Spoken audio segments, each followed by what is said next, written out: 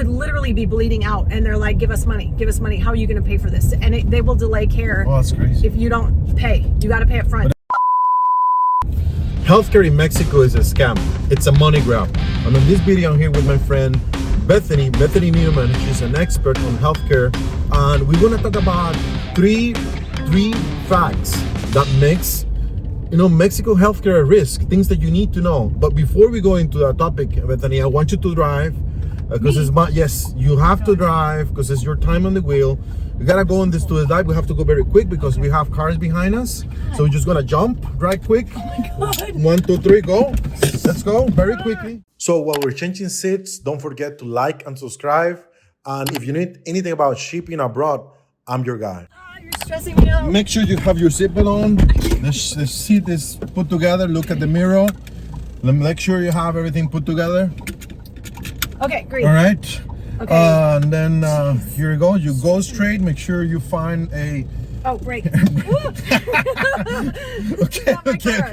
Okay. So before we go into topic, I'd like to say, my name is Pablo Arias. I'm the founder of International Relocation Partner. I'm your shipping guy. I do international shipping, but I'm very like a geek on these topics. I want to know why people move abroad, why they may decide to move to Mexico, or they might decide to move to Spain or Portugal. I'm always trying to build community on each country I do business. And I have met Bethany for now almost 2 years.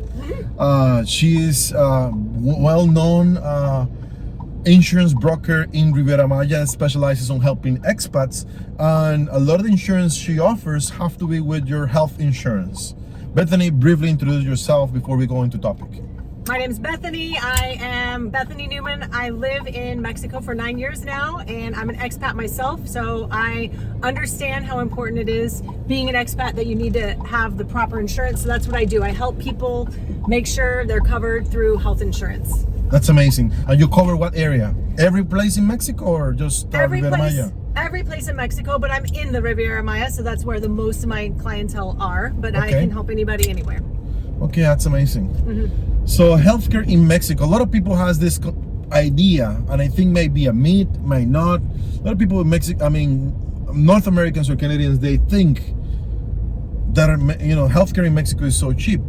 Is this true? Can you give me walk me through this? This is what is confusing to people. They think everything's cheaper in Mexico, so they don't give it too much thought, but actually healthcare is not as cheap as you think, especially when you're in an emergency situation. When you're small stuff, it's very affordable, but if you end up in the hospital, it can be really scary because it's more expensive than you prepare for in most cases. All right, so just give me an idea. On any regular healthcare service, I'm going to the dentist, I need to clean my mouth once a year, maybe they do a little work a year. How much would that run me?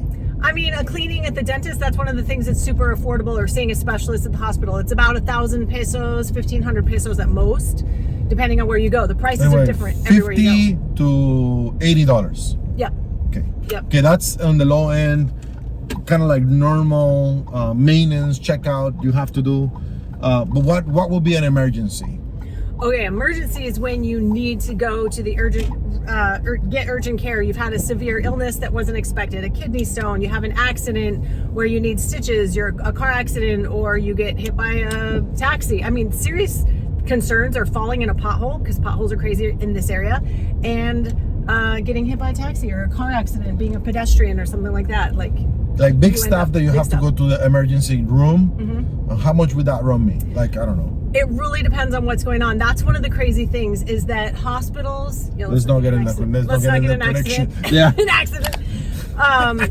Different hospitals charge different prices, and they will charge more the bigger the emergency is, obviously, because they're going to need more care. But you're also in the middle of a medical emergency, and they put pressure on you to just pay. So it really depends on what's going on and what hospital you're at. So point number one, why Mexico system healthcare is a scam, or it could be a money grab. It's a money grab because the rates are not consistent. They charge different in different situations, and every hospital charges a different rate. You could go to one hospital and they'll charge you $1,000 for a treatment, and the next hospital literally could charge $10,000. It's that much of a difference. That's crazy. Yeah. That's crazy. Okay, number two, what would be the second thing that you think is wrong with the healthcare in Mexico that makes it a money grab?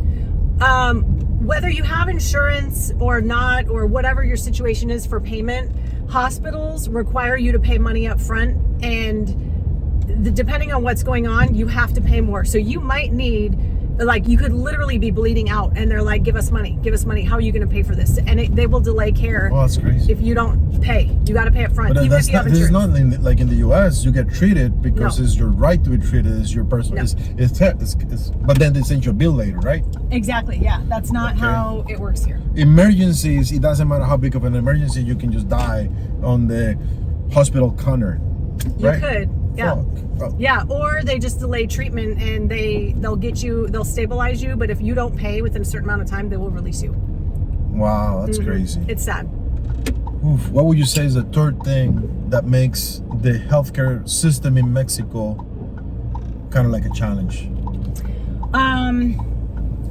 Understanding how it works and different hospitals, that there's the private system for the private hospitals and the public system for public hospitals. People assume they're all the same. They're not. And people assume pre-existing conditions are covered. That also is not. It's a really confusing topic, and you need to do a lot of research to know what's best for you when you're getting into a system like this. And don't assume, because when you assume, it doesn't work out the way you assume half the time. Okay.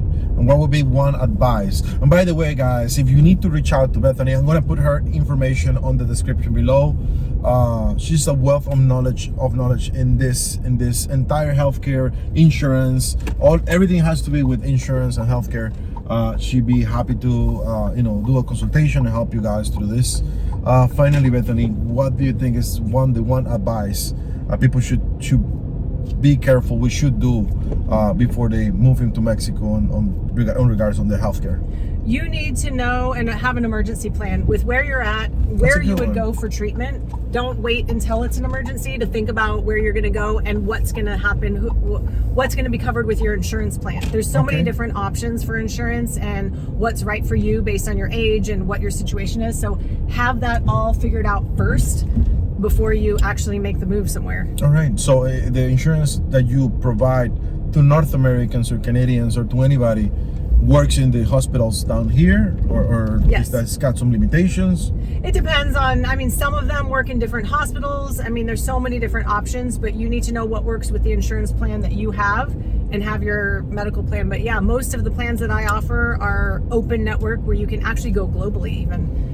All right, and I hear this, correct me if I'm wrong, I hear there are some options out there that you can buy into an insurance, and then you go to the hospital, and before they treat you, you have to come out with the money out of pocket, and then the insurance will pay you later. Yes. And I don't think, if I don't have the money, what will happen? I don't think that's amazing, it's like... It's hard. You have to have some credit card space. If you don't have savings sitting around for that, have some credit card space for those emergencies, because the hospitals get crazy with money. Like, pay us now before we treat you. So it is important, even if you have insurance. And maybe people should look into changing their insurance and see what is their coverage or how is their process to get into a claim. I think this is very useful. Yeah, do an evaluation and work with someone. People think if you do it on your own, like, you should have a broker that's going to stand up for you, that's going to educate you and be there for you. So don't do it alone. Have an expert, just like you would with anything where you need an expert. That's amazing. That's amazing advice. Thank you. Yeah, thank you. All right, no accidents. We're good.